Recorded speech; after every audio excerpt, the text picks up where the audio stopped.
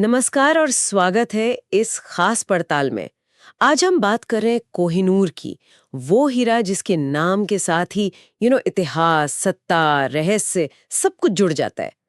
तो आज हम इसी जानकारी में थोड़ा गहरा उतरेंगे, देखेंगे कि गोलकोंडा की खानों से निकलकर ये ब्रिटिश ताज तक कैसे पहुंचा, और ये भी कि क्यों भारत, पाकिस्तान, ईरान, अफगानिस्तान इतने सारे देश आज भी कहते हैं कि यह हमारा है। बिल्कुल। और ये सिर्फ एक बेशकीमती पत्थर की कहानी नहीं है। ये तो जैसे सत्ता का खेल, एक कथित श्राप की दिलचस्प दास्तान और वो पूरा औपनिवेशिक इतिहास सब कुछ खुलकर रख देती है। तो हम स्रोत के आधार पर देखेंगे कि इसका उद्गम कहाँ से हुआ, मालिकों के साथ वो जो किस्से जुड़े हैं और आज जो विवाद हैं उनके मुख्य बिंदु क्या हैं। ठीक है, तो कहानी शुरू होती है कहाँ से? गोलकोंडा से, लगभग 700 साल पहले। हाँ, करीब 1306 के आसपास आंध्र प्रदेश का गुंटूर जिला, गोलकोंडा इलाका। उस वक्त वहां काकतीय वंश का राज था। और मजे की बात यह कि तब दुनिया में हीरे निकालने की ज्ञात जगह बस यही थी।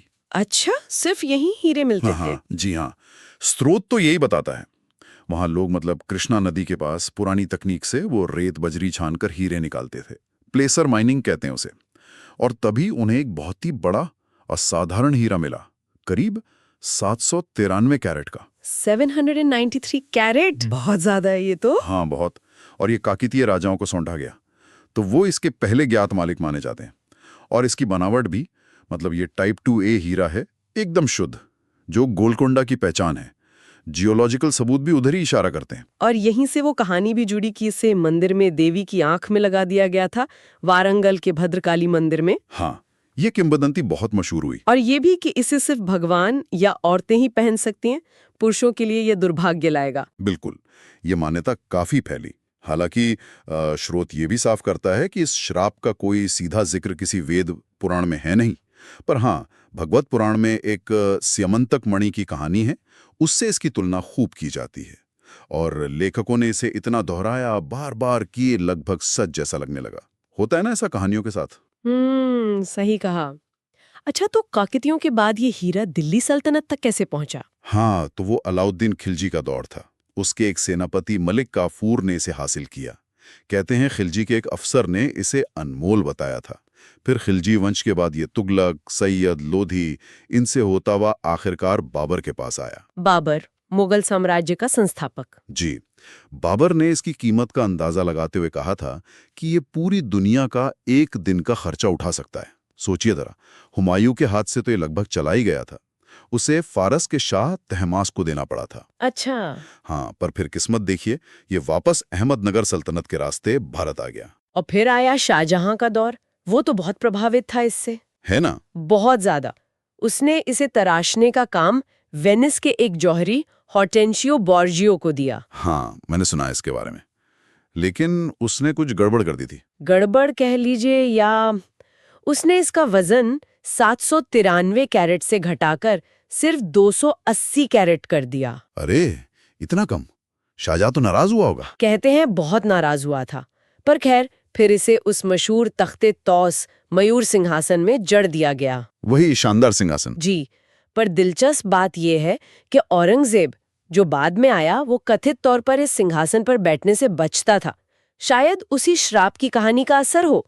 खैर, कहानी आगे बढ़ती है 1738 में। फारस से नादिर शाह का हमला होता है दिल्ली पर। वो मोहम्मद शाह रंगीला को हराता है, लूटता है और बड़ी चालाकी से, कहते हैं पगड़ी बदलकर, ये हीरा हासिल कर लेता है। अच्छा, पगड़ी बदलकर? हाँ, किस्सा मशहूर है।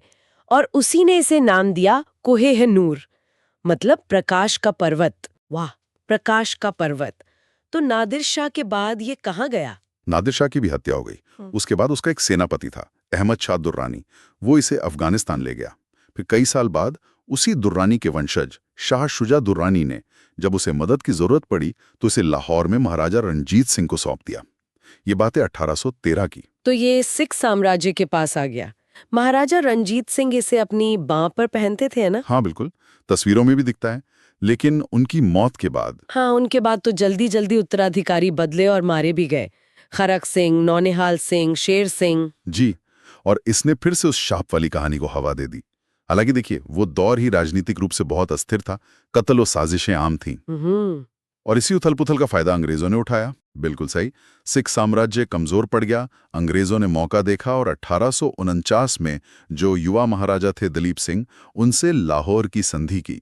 और स्रोत के मुताबिक इस संधि के आर्टिकल 3 में साफ लिखा है कि कोहिनूर हीरा लाहौर के महाराजा द्वारा इंग्लैंड की महारानी को सौंपा जाएगा। तो मतलब कानूनी तौर पर ये ब्रिटेन को मिल गया संधि के जरिए। हाँ, ब्रिटेन का तो यही दावा है कि यह कानूनी हस्तांतरण था। लेकिन इसकी ब्रिटेन तक की यात्रा भी आसान नहीं थी। इसे 1850 में HMS मेरिया नाम के जहाज से ले जाया गया। कहते हैं रास्ते में जहाज पर कॉलेरा फैल गया, भयंकर तूफान आया। अरे बाप रे। और लंदन पहुंचने पर भी अजीब चीजें हुईं।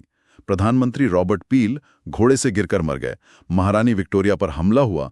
इन सब घटनाओं ने फिर से उस श्राप की फुसफुसाहटों को तेज कर दिया। और महारानी विक्टोरिया ने इसे फिर से तराशने का आदेश दिया। उन्हें इसकी कटिंग पसंद नहीं आई। हाँ, ऐसा ही हुआ। स्कॉटिश वैज्ञानिक डेविड ब्रूस्टर ने इसे फिर से तराशा और इस बार वजन घटकर सिर्फ 105.6 कैरेट रह गया। शाही ताज में जड़ दिया गया, लेकिन एक नियम के साथ। क्या नियम? कि इसे सिर्फ राजघराने की महिलाएं ही पहनेगी। शायद वही श्राप वाली कहानी का डर। हो सकता है। और फिर आजादी के बाद भारत ने इसे वापस मांगा। हाँ, 1947 में आजादी के तुरंत बाद, फिर 1953 में, लेकिन ब्रिटेन ने हर बार मना कर दिया। बाद में 1976 में पाकिस्तान ने भी दावा किया, फिर तो तालिबान ने भी दावा कर दिया, ईरान ने भी। कई दावेदार हो गए। और ब्रिटेन का तर्क क्या है? उनका कहना है कि ये लाहौर संधि के तहत कानूनी तौर पर मिला है, और अगर वो इसे लौटाएंगे तो फिर दुनिया भर के म्यूजियम में रखी चीजों पर सवाल उठेंगे, और किसे लौटाएं ये भी साफ नहीं है। भारत में भी तो कोशिशें हुई इसे वापस लाने की, याचिकाएं वगैरह। बिल्कुल। कुलदीप नैयर और 50 सांसदों ने, जिनमें मनमोहन सिंह भी शामिल थे, 1998 में एक याचिका दायर की थी। कई जनहित याचिकाएं PILs भी डाली गई सुप्रीम कोर्ट में।